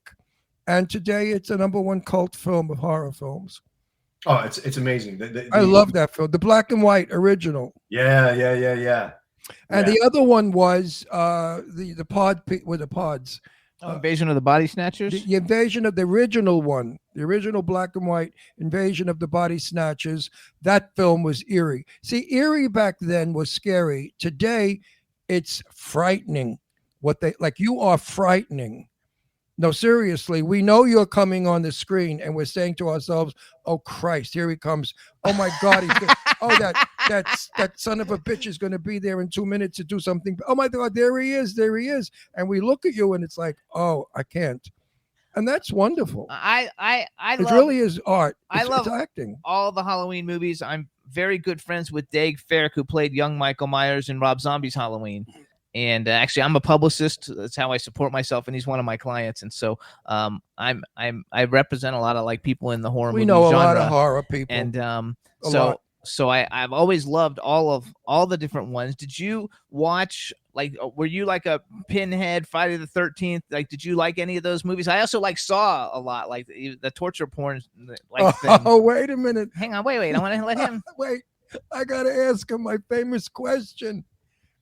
That horrible movie that I will never watch. Oh. The one with so he has There's a movie out that's so disgusting I wouldn't watch it. Did you ever see on a bet? What's it Centipede? called? What's it called? The Centipede? No. Human Centipede. Did you ever see the Human Centipede? No. Don't. Oh, really? Don't. The Human Centipede. We had everybody from the first movie on our show, and I felt so bad for them. And now I think tell him about the movie. The guy kidnaps this Russian doctor, kidnaps 3 people, and he sews the first guy's there, and he sews the second person's mouth to the first guy's ass, and then the third person's one to the second guy's ass, and then he feeds them. And when he feeds the front one, when the front one poops, it feeds the second one, and when she poops, it feeds the third one. And they made 3 of these movies. Now that's entertainment. Give me a break. I'm telling you, man. I would never watch that disgusting. I've seen all of them. Yeah, well, you're a nut. You're a nut. I had him on the show before, Ron. Actually, it's something the first one is actually good. The second one and third one are Jimmy, terrible. It's disgusting. The second one, they do it with 12 people. In the third one, they make all the prisoners in a prison get lined up with like 300 of them. I mean, what kind of mentally ill person? Even Roxy, our sound engineer, is saying it's very disturbing. No, it's not. It's not entertainment. But let's go back, though. So what about... When he walks into a room, silence is what he has. His biggest weapon is his silence, because he stands there staring at you like I don't know what the fuck he thinks he's looking at. So scary. So go back. So with all the different franchises, were you a fan of the other franchises? I'm sure you were a fan of the Halloween franchise because everybody likes Halloween. Well, most everybody likes Halloween. Oh yeah, I mean, the thing is, I'm a film fan, so I mean, knowing that I was going to be a filmmaker as a kid, I watched as much as I could. I watch as much as I can, and I go through fits and where I watch lots of stuff and then I don't watch things. I think as far as the horror genre goes, I'd have to say my favorite is Robert Englund's Freddy. Okay, that's the one he gets freaked out about. Freddy scares me to death. I hate him. I love him. I hate Freddy. Robert would be very happy to hear that. With those big long nails and that ugly face. Knives. I love and that creature walks the streets at night hiding behind trees. Who needs it? It's scary. It's so funny. I think Robert Englund did an amazing job. I think He Oh, really. I think he's wonderful. His character's yeah. brilliant. Okay, so then I have a question. Being you're a film enthusiast also, so when they did the remake of Nightmare on Elm Street and they used the guy who was in the Bad News Bears, now I forgot his name, but to play Freddy Krueger, did you like the remake or you didn't like the remake? You know, I have a thing about remakes. I don't watch them. Oh, I don't good like, for you. and I don't like them. You know what? I commend you on that because I watch them and then I'm so disappointed that they touched them in the first place. Listen, Yeah. when a film is famous, it belongs to the actors that were in it. Like Gone with the Wind, you can't make that again, or Casablanca, you can't make that again. And they've tried, and without success. I don't care. Leave it alone. When it's an original, leave it alone. Yes. I agree. I agree 100%. You know, Jimmy, I have pictures with that Kruger creep. I have lots of them. We met him at one of the Comic-Cons things. I have a video and series. he was the nicest fella, by That's the Robert way. England. Yeah. I have a video series. Because I used to go to the conventions and I used to be a clothing designer and I would give the clothes and they would all come to my room. That's how I met them all. And then I would get them on our show as guests. That's how I launched the show in the first place. And so I have a video series called Jimmy Star is the Shit where Robert England does it in his Freddy voice. He goes, ah, ha, ha, ha, ha, Jimmy Star is the shit. No, we met him at a convention of some kind, and he was dressed in character. Have you been to Spooky Empire ever in Orlando? Was that where we met him? No. There's two in Orlando. I've done one, but I can't remember which. Once with Petey. Is the guy who owns it, Petey Mangielli or something like that. But that's an actual good one that you should go to. That's how I met. Who's your convention rep?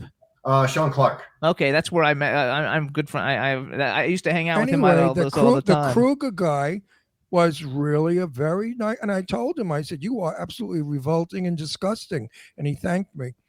I went to. He did. He said, "Thank you very much, Ron. That's what I try to do." I said, "You scare the hell out of anybody." I said, "You know, you're really he's really disgusting looking in character." Ugh. Oh yeah, he's fabulous. Okay, so that's a good that's one. his gig. Do you like the pen? So if you didn't watch the remakes, are you a fan? Because I'm a big fan of the Hellraiser series. Yeah. I mean, I think, but here's the thing. And it's not like I've been hitting the head a lot. And I also grew up in the 70s in South Carolina, and that was the 60s coming late because South Carolina's behind in everything. So, that's not nice. South Carolina is a great true, place. Though. It's a great place. No, go ahead. Go. No, I'm gonna get shot. Yeah, so I had this tendency. I had this tendency of forgetting things. So I can watch movies and really absorb them, really be involved, and then I forget. If you start talking about the movie, then I'll start to remember it. Then I'll remember the movie. But I can't remember women I've dated. I can't remember places I've been, and I've always been this way. I was this way before. Oh, welcome to my world. Now listen, I'm going to ask. I live in the present. I'm going to ask. Yes, that's good. I'm going to ask Jimmy to do something. Jimmy, I think we should invite this fella to some of the red carpets that we go to, major red carpets, not little cheesy movies. I think he could meet a lot of interesting people, and it would be really nice for you to go because they're fun. Horror movies that are really good ones, not junk. And of course, when your film comes out, could be a bigwig to go to his films. No, well, we're bigwig. Maybe he'll invite us because I'll cover it. I'm an interviewer. I cover major movie stars. Everybody in the chat room also was agreeing with not seeing the sequels. I've interviewed the greatest legends of Hollywood. So you could invite us on the carpet, and Jimmy and I will definitely review you and your movie. I mean, it's a little deal. You could do it if you want to be big-hearted. I mean, you could be a big Joe and say, "Yeah, Ron, let's do it." or you could be a squeamy little nothing and say, "Oh, fuck him. I'm not inviting him anywhere." I love it. So if you want, we would love to attend the screening. So are you of your movie? Are you in your 60s? Yeah, I'm gonna be 65 in a couple of weeks. Good for you. Yeah, that is good for you. Good for you. I'm 81 and I'm still working. No, you look great, man. I mean, it's Thank really you. It's so much is about your heart and your mind, right? I'm young. I'm not 81. I was born that 1940, but my mind really was born in 1970. So here's something I like to ask all the actors who come on, especially ones who've already worked with a lot of cool people. But you might have heard it if you your were hands in the way of my face. in the last one. So bucket list, male and female actor that you would like to work with. if you had an opportunity, who's some people that you think would be a lot of fun to work with? And number two, if you could have ever been in any, and they could be alive or dead, and if you could have ever be in any movie that's ever been made in history, what movie would you have liked to have been in? Wow. Okay. As far as an actor to work with, Basil Rathbone. Oh, wow. I also thought he was a wonderful character. When he did Sherlock Holmes and all those wonderful Dracula, Frankenstein movies, I agree with you. Oh yeah. He Captain Blood. Robin Hood. I mean. Oh yeah, he was quite an actor. Oh yeah. I agree with you 100%. Definitely. Okay, that's your male. Give us a female. Wow, that was a blow. It's hard because Raquel Welch. No. Just No. Just a nuzzle. Don't mention her name.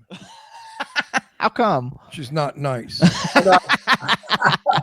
She's difficult. She's temperamental. We invited her on our show, and she was like, "Absolutely never would I ever go on your show," because we had to send her one of them. No, she could have said no, thank you. She had to go and be nasty. No, I knew Betty Davis really well, and Betty. Okay. I asked Betty. I said, "What's that rock?" She said, "That bitch." She said, "I worked with her. I wanted to kill her." Betty Davis couldn't stand Raquel Welch for 1 minute. Raquel was an impossible prima donna, and she tried to out prima donna Betty Davis. And who in their right mind would try to outdo Betty Davis? No. Nobody. I don't say like Audrey Hepburn, really, because yes, dream doll. You know? Mr. Blackwell was my best friend, and I asked him about two people, Grace Kelly and Audrey Hepburn, and he said Audrey Hepburn in person was as she was on screen. Wow. Delicious, delectable, and Wow. sweet and charming. Grace Kelly, he said, was not the lady she played. He said she would bang the local gas station guy. Yeah, if you've read David Niven's book, "Bring on the Empty," "The Moon's a Balloon," "Bring on the Empty Horses," he talks about that. Yes. Yeah, Grace Kelly was a hottie. She liked to bang her leading men. How about that with you? Now you have a fiance, okay, and you're gonna be married, I assume. Now, what if some gorgeous, sexy young tomato is in the movie and she's making a play for you, and you have to make out with her, and you have to be? He has to kill her. Wait, He doesn't no. get I'm doing. It's not only he's an actor. Tomorrow he could be a leading man in a movie, and you're naked and you're in bed with her, making love to her. What goes on in your head? Again, you're in the moment. I mean, you're in the moment. You're in the moment, believing the moment, and then as soon as that moment's done, just leave it behind and go. See, if I was in bed naked with Rock Hudson, it would never happen that way. I would have grabbed and felt as much as I could before they said cut. We're married, by the way. Yeah. But I knew Rock. I knew him, and he was a saint. He was the most beautiful human. I've heard so many wonderful things about him. He was a beautiful boy. He was a boy, and it was sinful what happened to him, and how they disgraced him in that awful movie where they said he had a black lover, and at the Academy Awards announced that he was gay. Oh, did you see that TV series? None of Hollywood, none of that was true. And to do that to Roy was a terrible thing, because he was really a sweetie pie of a guy. And I forgot what the name of that show. It was like Hollywood something on Netflix. I wouldn't even give it credit. It was about the gas station behind that had the mobile home behind it, and like it was they would trash. hook everybody up for sex. Oh, it was trash. They trashed a lot of dead people who can't argue, but I do it for them. Rock Hudson was a gentle, kind, very funny guy, loved to play practical jokes, complimentary, and down to earth, not a movie star at all. He was just a nice fella. If you met him, you'd have been his buddy. I had that feeling. I mean, so people that write that trash about him, I want to kill them.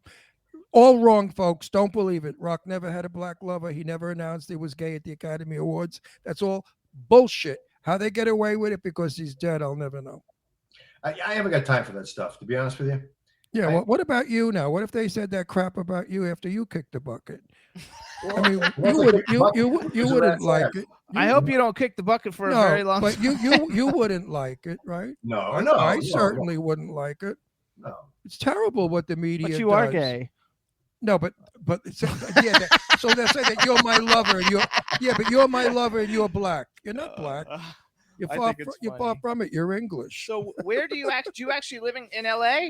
No, I actually moved back to South Carolina a few Good years for ago. you. Good for you. Yeah, it's you know, and Sarah and I are looking like we're in Columbia right now, where I went to high school and college. But you know, I have 6 brothers. I have nieces and nephews. I have cousins. So Sure, I family missed a lot. counts. Hmm? And also, my friend, you could walk to Atlanta to make movies. Oh yeah. Well, I we're mean, shooting the next one in Savannah. Yeah, it's a movie. Oh, that's great. Atlanta is now the movie capital of the world, no longer Hollywood. I understand Spielberg wants to open in South Carolina, and quite a few other people No, want in to. Atlanta, not South Carolina. No, he wants to open in South Carolina. Oh, I didn't know that. Yeah, Okay. because of the tax break and all the goodies they give you if you film in South Carolina. Very, you know, No, there is no tax break in South Carolina. It's Atlanta. maybe then I got that. Oh yeah, screwed up. that's South Carolina too. They have Is it really? Yes, Yeah, yeah, and the land is far cheaper in South Carolina to build a major studio than Atlanta. We have. But East Coast is definitely going to be the new Hollywood. I produce a lot of films, and I have 9 of them that we're going to be doing in Atlanta. Oh, I nice. can't wait because I love Atlanta and I do love South Carolina because it's I beautiful. love Hilton Head. I go to Hilton Head all the time. I've got good friends there, and Hilton Head is probably one of the most beautiful East Coast towns, you know, that there is. Have you ever been to Hilton Head? So have you been to Bluffton, which is right outside of Hilton Head? Yes. But have you ever been to that promenade area there? That beautiful. beautiful? It's We what ate I love. there. Listen, So my brother Bill, who's a politician, he designed, developed it, and still owns about half of it. Oh wow, well, good for Yeah, you. beautiful. and he worked I- years to make that happen. But I said to Jimmy, California is turning into dust for many reasons. It's not the desirable place to live any longer. And I think if we move that South Carolina, Hilton Head is one of our options oh, because we want to work out of Atlanta. And I'm a New Yorker. So what is it for me to drive 8 hours up to New York, you know, or 10 hours, whatever it is. So I'm thinking of South Carolina. And it's also very easy living. The houses are not expensive. And oh my God. it's a beautiful it's and so it's sweet. beautiful. The people are so sweet and so friendly. And, Absolutely. And it's a beautiful terrain. And I I'm mean, a tennis player. oh, dude. Yeah. No, yeah. it's a beautiful. If you look at South Carolina, it's quite beautiful. No, I Tennis- like South Carolina. That's why before when you said that remark, I went, "Ooh, no, Oh, it's- no. That's a standard joke because really, yeah, I know that." did come late to South Carolina. It's one of my favorite places. Is Hilton Head. I adore Hilton Head. I mean, when we're there, we listen to this story. I'm walking with my friends, and he's a big surgeon, you know, a lungs doctor, and his wife, and we're walking. And I said, "You know what? Look at all this dog poop all over this ground. It's disgusting. Nobody cleans up the dog shit." They went hysterical laughing. They said, "Ron, that's mud from the cleats of the golfers." And I thought it was all little dogs poop all over. Well, we were roaring. They still do it. Whenever I go, they say, "Ron, be careful of the dog poop." So it's a joke. But Hilton Head is really quite a beautiful Oh, and you're gonna place. love Savannah. Filming in Savannah. I love beautiful. Savannah. Savannah's gorgeous. Savannah's What a town. fabulous. Where are you filming? In the major city? The inner Yeah, part? and listen, a lot will be in the historic district. Oh my God, is it gorgeous there? Yeah. Wait till you get that on film. What can we talk about it? A little bit. What it's- character do you play? No, he's doing the same movie. Halloween Ends. Oh, they're going to do it in June. Oh, that's scary. Now it's really scary because I can't Savannah wait. is scary. I mean, certain parts of Savannah, the old part, are very, very Jack the Ripper-ish. Oh my God, this film I'm not going to watch. So you guys too. I will for you. I will do it for Remember you. too, you guys. You got to follow James on his Instagram. It's James Jude Courtney. James JUDECOURTNEY. You're also James Jude. James J Courtney on Twitter. Yeah. And because I followed you earlier today, I think on Twitter. And you want to see Halloween and Halloween Kills, you should go back and see some of his other stuff. You were also on an episode of Buffy the Vampire Slayer, which everybody makes a big deal about, and I have to say I didn't see it. I don't think I saw it, at least, because I didn't watch that many Buffy episodes. But whenever I mention you, people are like, "Oh, did you see him on?" Everybody always talks about Buffy the Vampire Slayer. So whatever episode you were on, you must have made a big splash. Well, it's kind of interesting to me the crossover here, because the character I played, they're kinderstowed. I killed children in their sleep, the little bastards. Oh, Jesus Christ. so- What the hell else do you do? What, Oh, my God. You thing kill children in their sleep? they, little rats. I Who mean, wrote that? Who wrote that? Little rats. Oh my! and So I'm wait, really- let him finish because we only have a couple minutes. So, but here's the thing: is the character is very similar to the shape to Michael Myers. Sarah Marie Gellar is very similar to Jamie Lee Curtis. Just an amazing woman. Like you sit down with a human being and you're captivated immediately. And Sure. you're moved by their spirit and their intelligence and their creativity. That's Sarah Marie Gellar. That's Jamie Lee Curtis. Oh, I love it. And that was Tony Curtis. I like. Which it would have been nice to meet him. I mean, Tony Curtis was sitting next. I was with Jane Russell at a signing because I'm Jane's good friend. And Tony was sitting next to me. Mamie Van Doren came over and she said, "Is that Tony?" I said, "Yes." She sits on Tony's lap. Tony grabs her long hair, covers both their faces. And I hear Mamie say, "Oh, Tony, you're still a filthy pig." God knows what he was saying to Mamie Van Doren. Tony had a humor that was wonderful. You should have met. Tony was a funny guy. You'd have got along fine with him. Oh He's a man, yeah, funny guy and a wonderful painter. really. Yeah, he went to England and he said, "When I get back, Ron, come to the house in Vegas and we'll do a thing about my painting." I said, "Great," but then he passed away in England, so I never got to do that. But it would have been a wonderful interview of mine interviewing Tony Curtis in his house in Las Vegas with his paintings. He painted beautiful color and flowers, big stuff. And I understand they're getting quite a bit of money for them now. Oh, what? I I'm sure. love it. Tony was more than an actor. He was quite a person. Do you paint? No. I play music. Oh, what kind of music? I do just singer-songwriter stuff. I started playing the bass back in the day, playing a little rock and roll band as a younger man, and then it's more for me at this point in the game. Do you have any of it? Is any of it actually public where anybody can hear it? No, I'm keeping it pretty tight right now. I'm one of those guys, man. I don't step into the ring until my chops are tight. I don't. Well, I don't If you need any help with smart. that, I actually was named the best music publicist in the United States, along with my partner with my company, World Star PR. I work with a lot of famous musicians He's big and shit. actors. Did you hear that? And yeah, man. no, I mean I work with people from Pink Anyway, Floyd, I Guns wanna- N' Roses, like all kinds of people. And so I want to ask you. I can hook you up. Want to ask you a question. You have 1 minute. How many years are you in the business? I went out to California in '81. I think I started working in about '83, '84. Okay, So, you've been yeah, around. 15, You've been almost around a 40 while. years. You've been around a while. I love it. I started in 1959. There was a planet here in 1959. So you guys, this is James Jude Courtney. Please check out Halloween and Halloween Kills this October. He'll be in Halloween Ends. We want to thank you for coming on the show. I want to thank your fiance because now that you mentioned her name on here, I know that's who helped me set this whole thing up. So Sarah, thank you for setting this all up. Thank you, Sarah. Congratulations on all your And success. Sarah- I only wish Sarah, you more. You caught a good one, Sarah. I'm sure, and he did Marry too. him. Marry him. And he did too. So I we don't know want what Sarah's like, but Sarah caught a good No, one. I know because I've been interacting with her on. Okay. Anyway, So- stay safe, stay happy, stay healthy. And thank you so much for coming on the show. We wish you all the best with the new film. Congratulations on all your success. And Happy New Year. You guys rock. Thank you so much. Thank you so much. Alrighty. You've been a wonderful guest. I thank you so much for your openness and your honesty. And you've been a contributing guest. Most guests. I once interviewed Cliff Robertson, and all he did was, yup, nope, nope. So I had to shake him out of a tree. You know what I said to him? I heard your wife was a real bitch. And he said to me, no, she wasn't. She just played bitches, but I got him to talk. You gotta love it. Anyway, everybody, check out Halloween Kills. It just came out. James, thank you so much. Chat room, thanks everybody, and we'll see you guys next week. Bye, Thanks, everybody. Goodbye, you scary Much love. character, you. Ugh. Thank you so much. Bye-bye. Bye-bye. See ya. Can turn out to be so wrong. Yeah, we in the mix. Yeah, we in the mix. It's another episode. Here we go. The Jimmy Star Show with Ron Russell.